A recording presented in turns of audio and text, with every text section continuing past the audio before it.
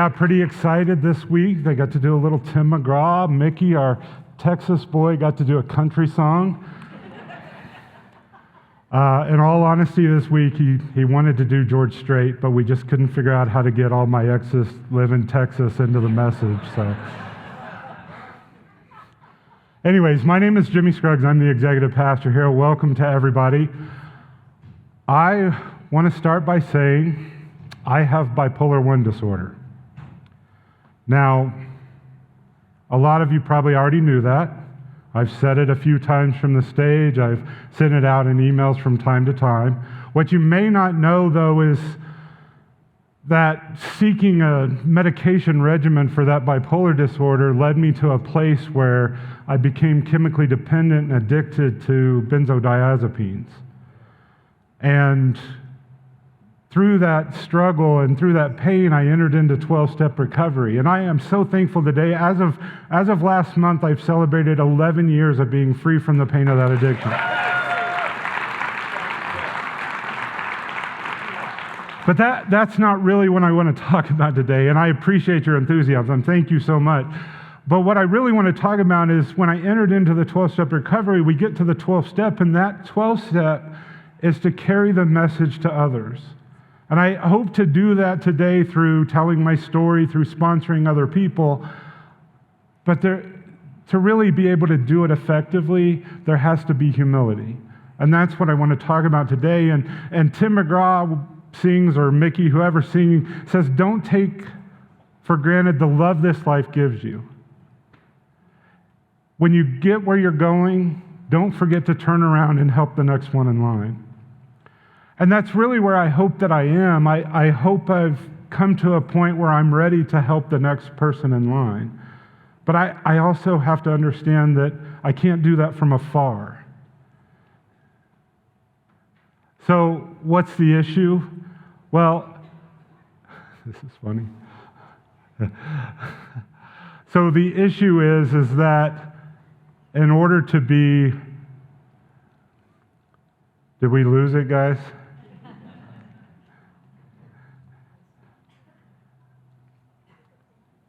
See, the funny thing is that I'm the tech director here as well as the executive director.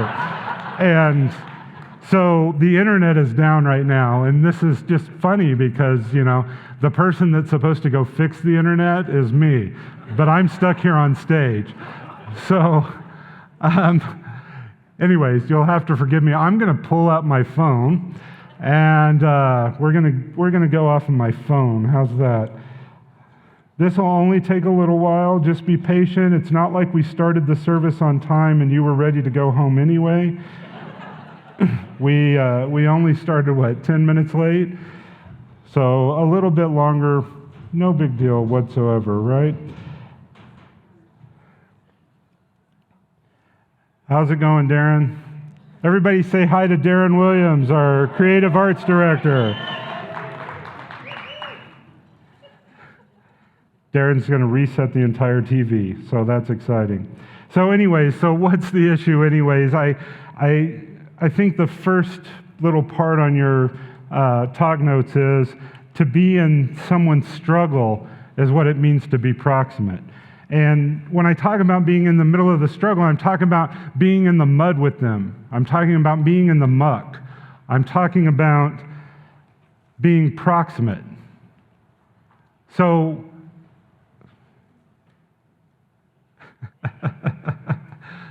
it's flashing in and out. All right, so proximity requires humility. That's the next step here. Proximity requires humility.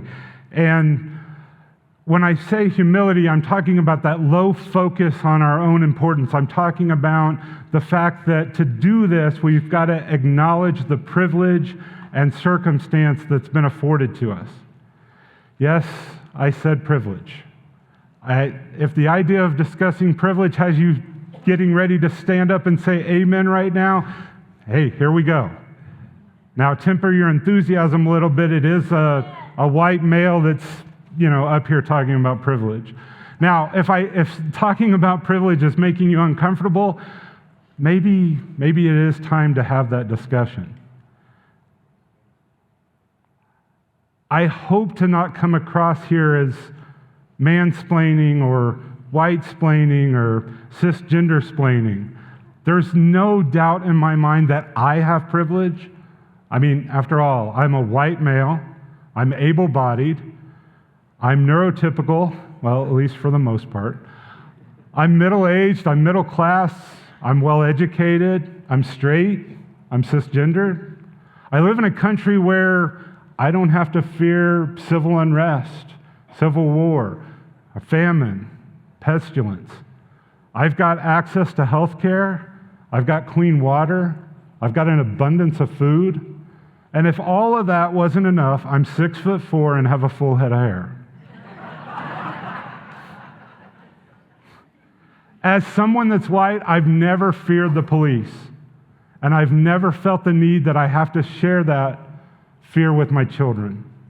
As a male, I've never walked through a parking garage clutching the mace in my purse and fearing that I could be raped, and then have a defense attorney blame it on how I was dressed and what I was wearing. As someone that's straight in their sexual orientation, I didn't have to fight the Supreme Court to be afforded privileges that were afforded naturally to others. As a Christian in this country, I've never been persecuted for my beliefs. I've never feared that I would be harmed for my theology. As someone born into middle class, I've never worried about my access to education or opportunity. As a citizen, I've never been denied access to just basic human rights. As someone that's able-bodied, I don't have to plan my life around access to Braille or ramps or other accommodations. And by being born cisgender, I don't have to worry that the restroom or the locker room that I choose to use might invoke public outrage. Also, English is my first language, and that's the language for all the signage that is in the world around us. I challenge you that if you want to figure out what it's like for English to be your second language, when you're taking notes today, grab your pen, take it from your dominant hand to your less dominant hand, and take notes for the rest of the day with your less dominant hand, if you want to take on that challenge. Here's what I'm saying, though, is all of this privilege I have been afforded is like winning the lottery. It's a lottery I didn't even know I was playing. I'm not saying that each form of privilege is the same as the other. In fact, it is not. If you're lacking in one, you don't understand what it's like for somebody that lacks in another. Race discrimination and sexual discrimination are not the same, and so forth and so on. I do hope that recognizing privilege doesn't make you feel toxic guilt or shame. I think shame and guilt are okay, don't get me wrong. I think shame is what happens to keep us in community, it helps to keep us protecting one another. It helps to keep us safe. At least that's the way it was a long time ago for nomads and tribes. I also think that guilt can be of value too, if it causes us to look inward and say, there is something that I'm doing wrong that I could do better. But neither of those can be toxic. So I don't want you to recognize your privilege as a way for that toxic inward perspective, but instead as a way to look to ways that we can change and be better. And don't get me wrong, no one is saying here that a straight, white, middle-class, middle-aged, able-bodied person doesn't work hard for what they have. What I'm saying is that recognizing privilege simply means being aware that someone else much work harder to experience those things we may experience and take for granted, if they're able to experience them at all. There's millions of ways that I experience privilege, some that most of you do not. Thankfully, we can examine these varying dimensions and degrees of discrimination. It's possible for us to have a raised awareness through this acknowledgement of privilege of the multiple systems of oppression that are at work. And yes, I did say multiple systems of oppression. I'm not calling anybody in here a racist, a misogynist, a homophobe. Just acknowledging that these things exist in society that promote oppression of those without certain privilege is important. While I'm not calling anybody racist, misogynistic, or homophobic, I question whether or not the society that we live in is those things. So here's my question to you. I know everybody likes to write things down, so here, pick out your talk notes. Does my privilege keep me from being proximate? Does it make me fearful of the other? Does it unknowingly contribute to oppression? Fear of the other is one of the 5 unacceptable truths that Crossroads seeks to overcome. I'm not racist. I was raised better than that. At least that's what I hope. But things I have never felt. There are things that many others have felt. And I, be honest, it's things I haven't done anything about. And a lot of that reason is because I lack proximity. You know, I see things on the television, I read them in a newspaper. That doesn't equal proximity.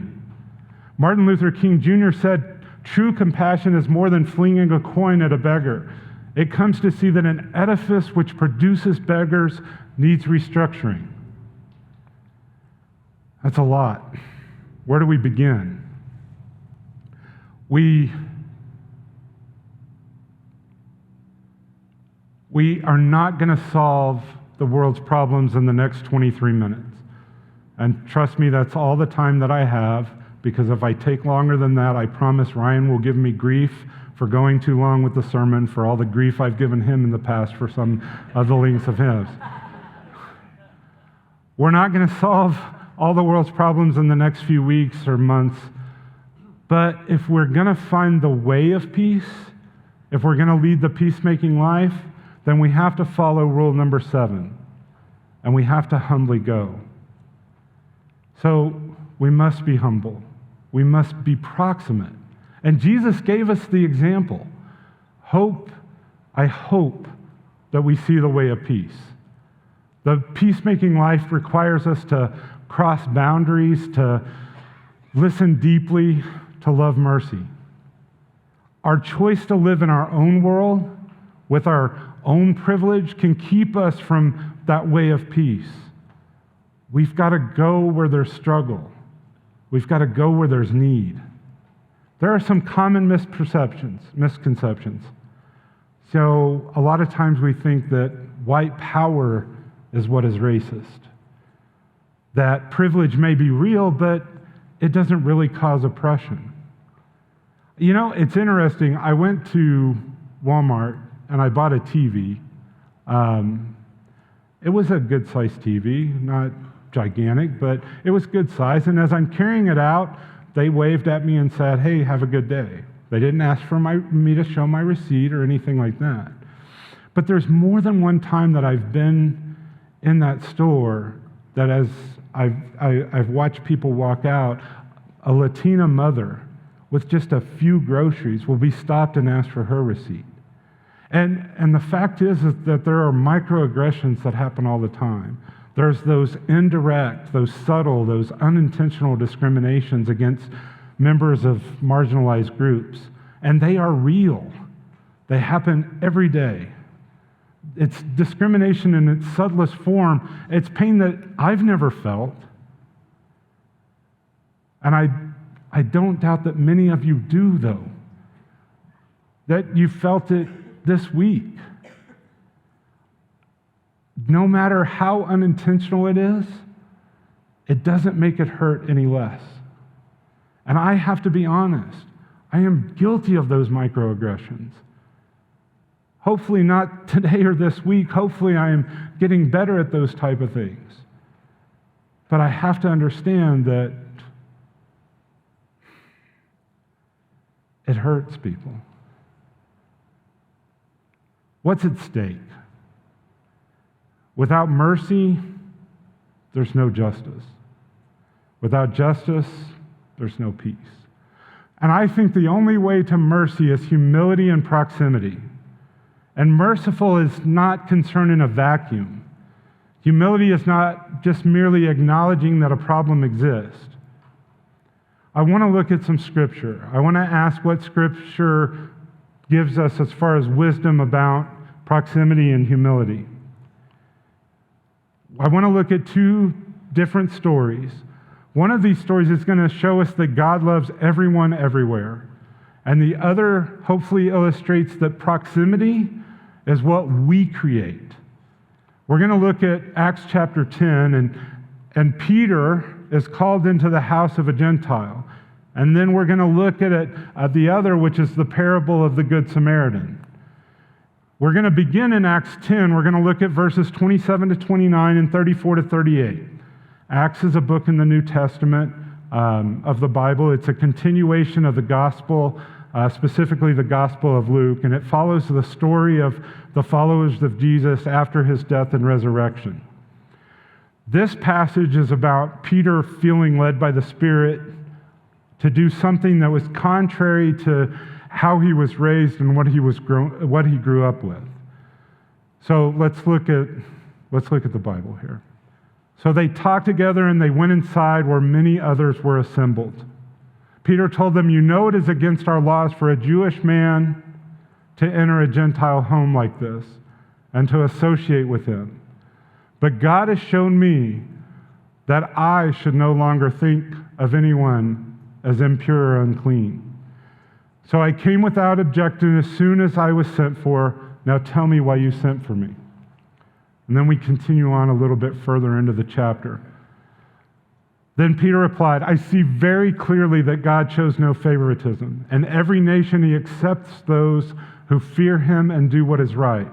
This is the message of good news for the people of Israel, that there is peace with God through Jesus Christ, who is Lord of all.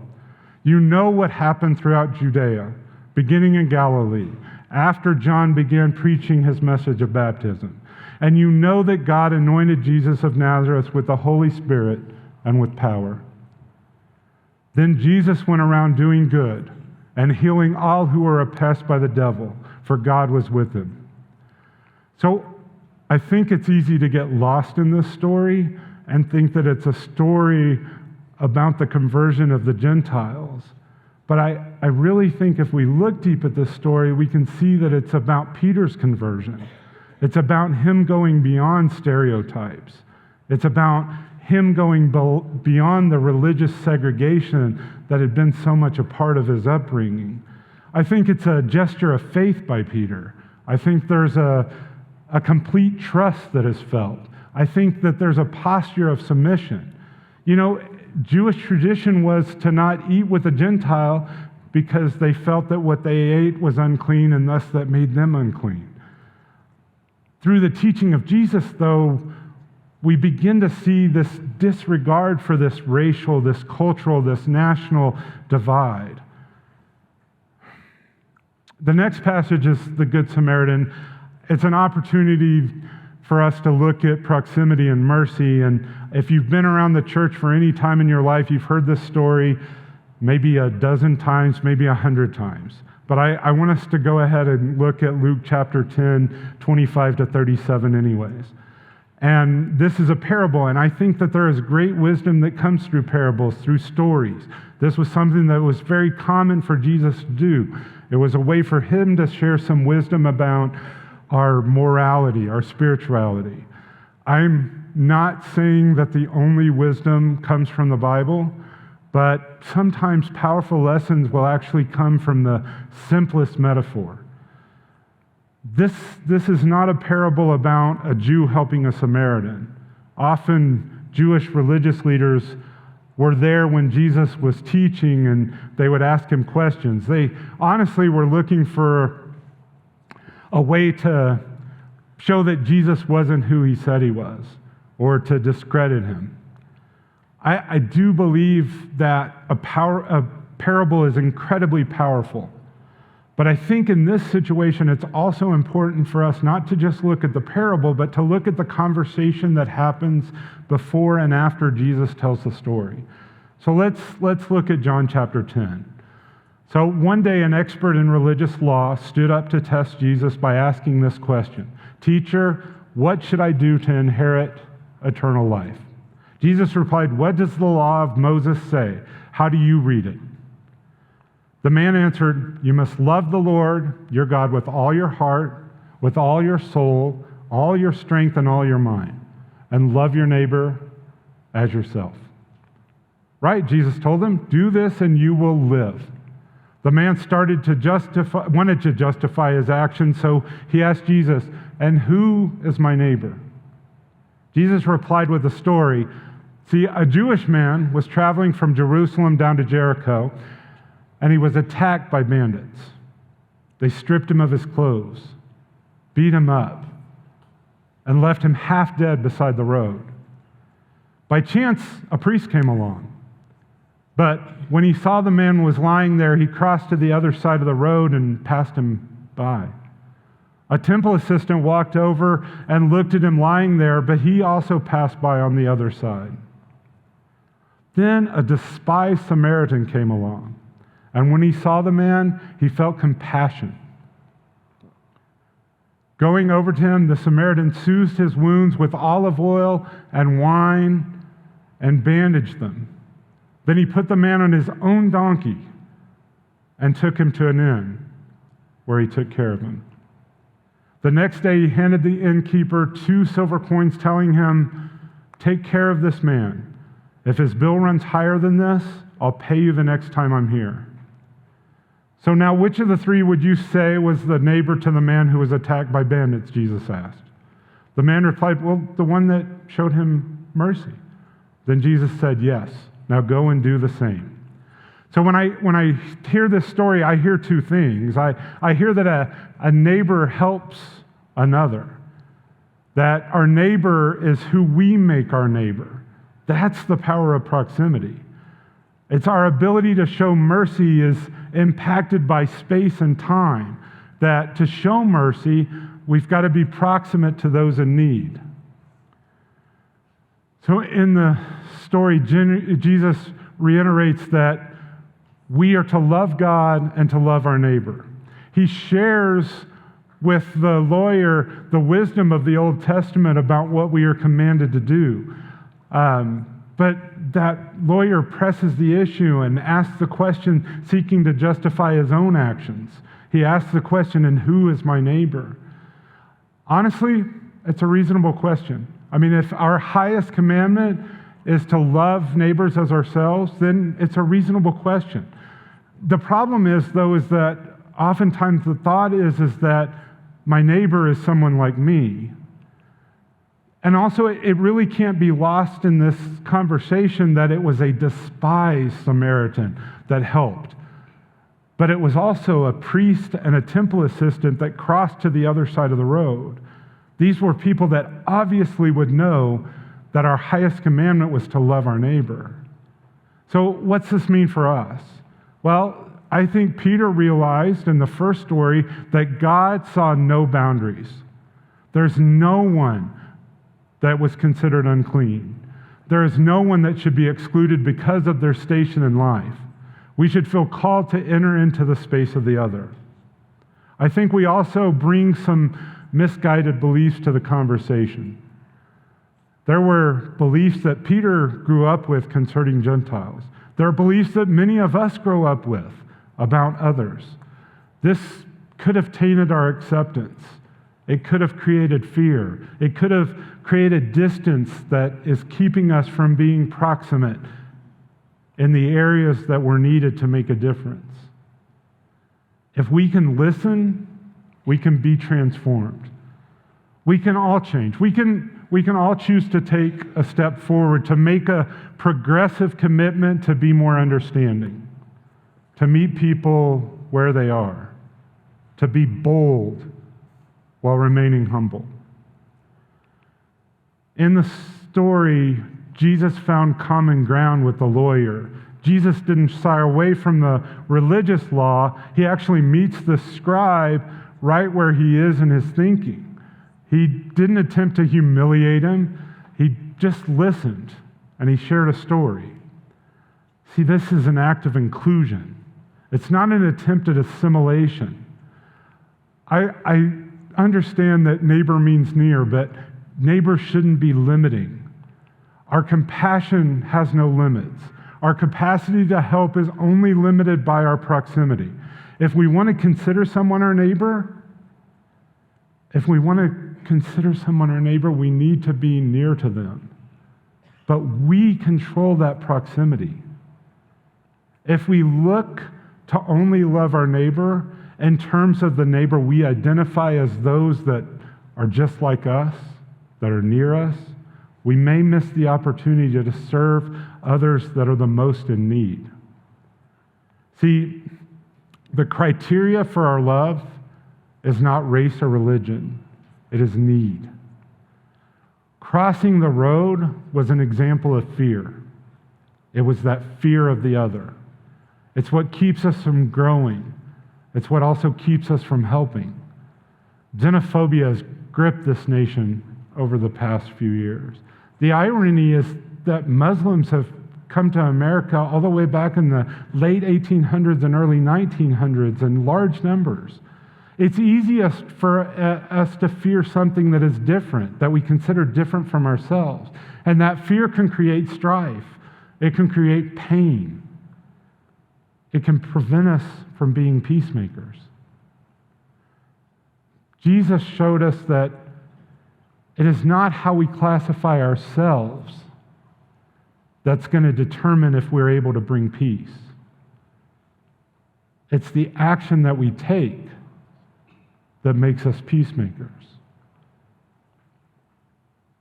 So Nicole went through the first 6 way of peace commitments, and number 7, I mentioned a little earlier, is to humbly go. So you're going to cross boundaries, you're going to listen deeply, you're going to love mercy. And don't miss this. Humility and acknowledging privilege are not asking you to think less of yourself, right? It's asking you to think more of the other. The path to justice is mercy and humility, but it comes with an understanding that there are people that are denied justice, that our unacknowledged privilege, whether it's the lottery of privilege that I've been afforded, or maybe it's simply the gift of living in a free society, that it can keep us from seeing the other. It can keep us in fear. It reduces our capacity for compassion. It reduces our ability to be humble. But what you can do today is be curious. Look for ways to see others as equal. Don't run from the opportunity to be proximate. Don't cross to the other side of the street like the priest did. Look for the ways to be proximate. Here at Crossroads, there are several partners in hope that help deal with the 5 unacceptables. Those 5 unacceptables are spiritual emptiness, fear of others, racism, homophobia, sexism, illiteracy, poverty, and human trafficking. And those partners in hope offer a chance to walk humbly and be proximate to lead that peacemaking life. We have local partners like Alternatives to Violence, or CASA, Court-Appointed Special Advocates.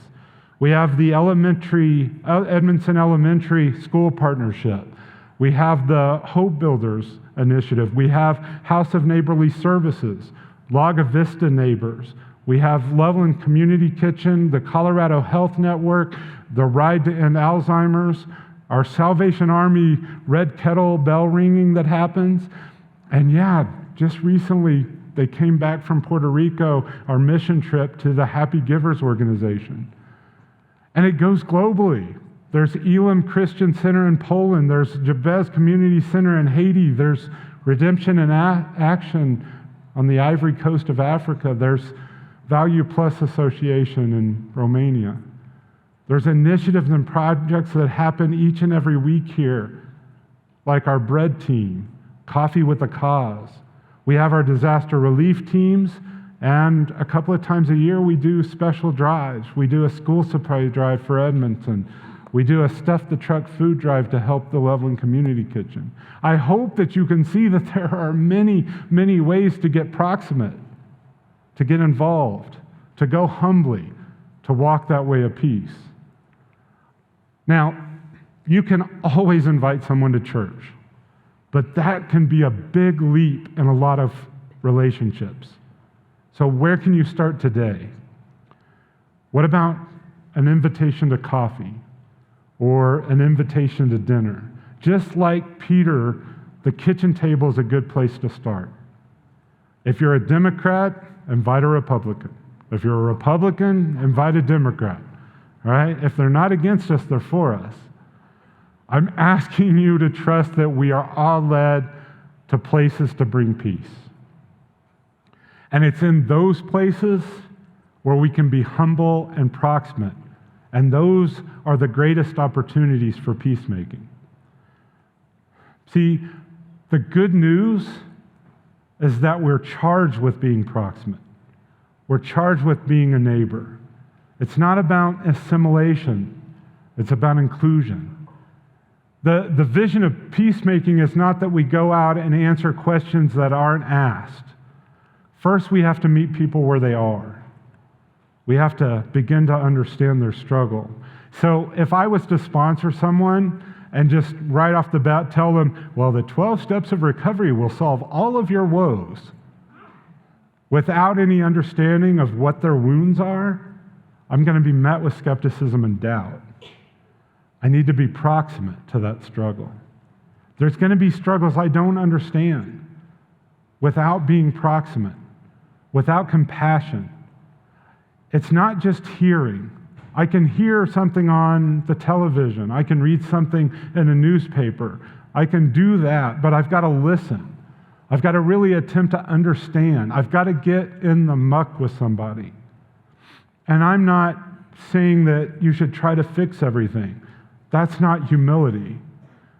I'm talking about asking for compassion, to understand that someone is different, but asking not to fear the other.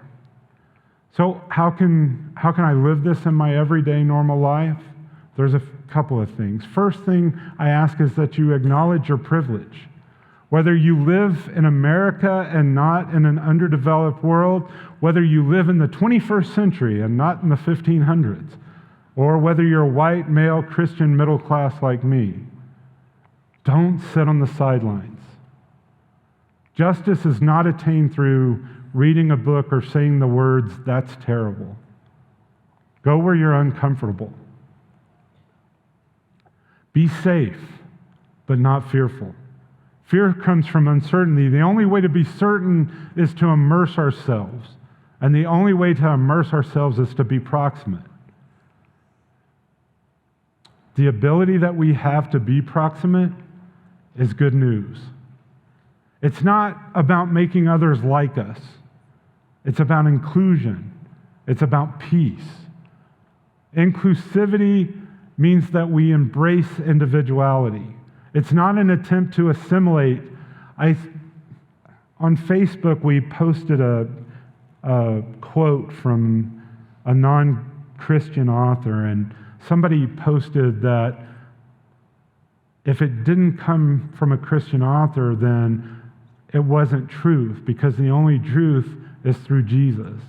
And I'm not saying that Jesus didn't speak the truth with a capital T, but it's only through a short-sightedness that we would think that the only truth that can be spoken is that which comes straight from Christianity.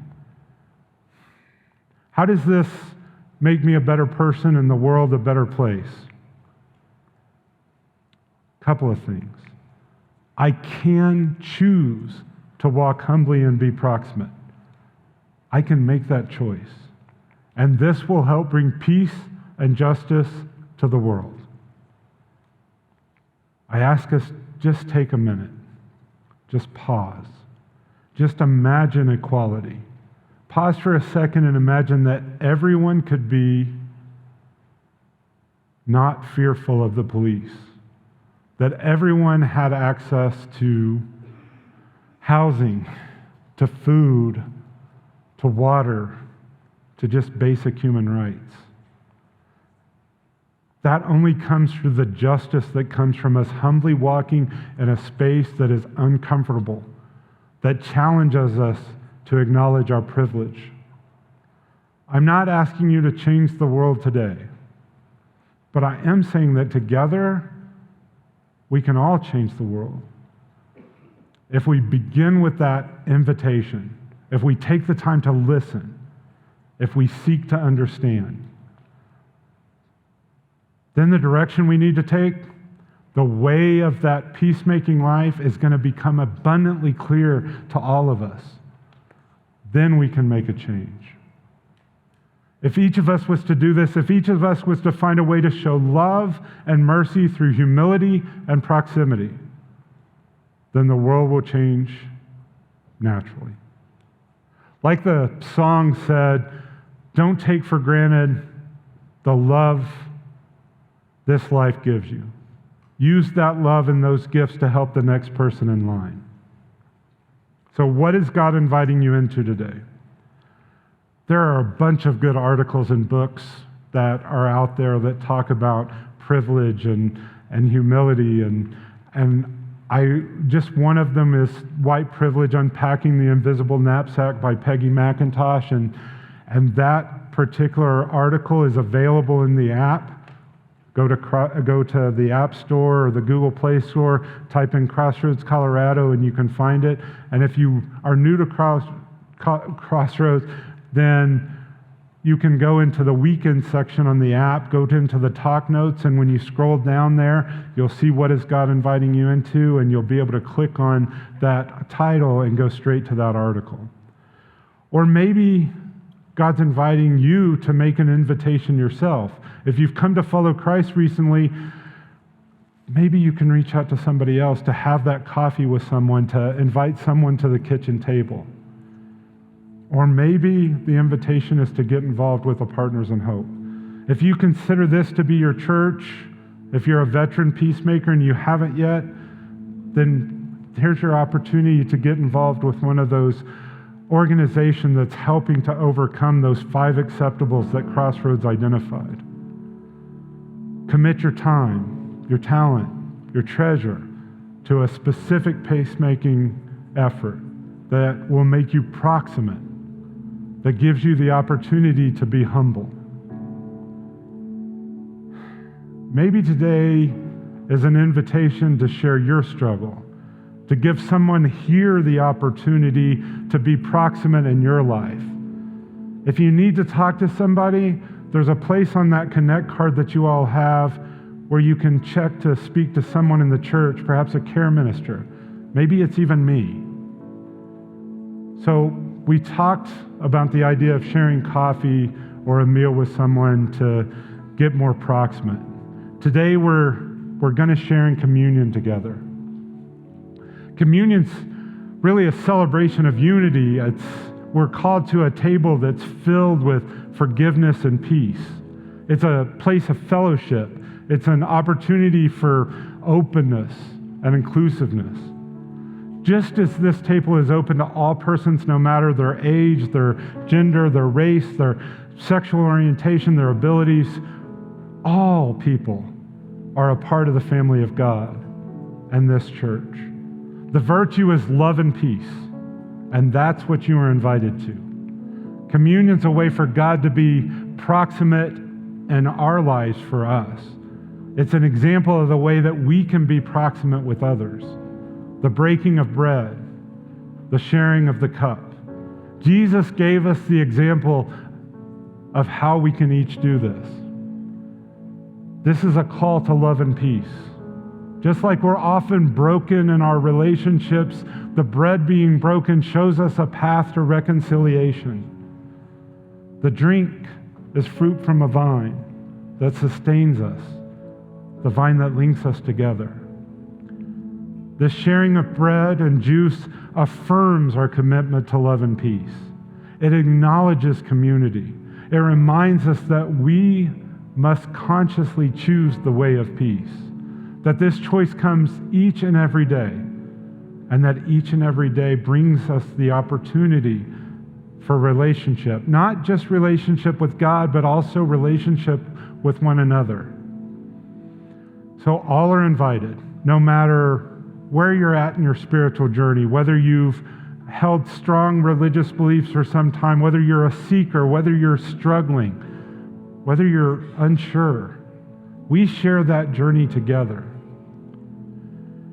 As we come together, let us recognize that we have a responsibility to love one another and to be at peace with one another, that our hearts and our minds be open. Take this bread, take this juice, and take its meaning with you, going forward towards mercy, justice, humility, and peace. May this nourishment strengthen your compassion. Our hosts are stationed throughout the room. And when you're ready, go to the nearest station. And if you need interpretation, if you need help with interpretation, then Wendy's going to be right over here in front. It's going to be a great song to listen to and a chance for reflection. Thank you.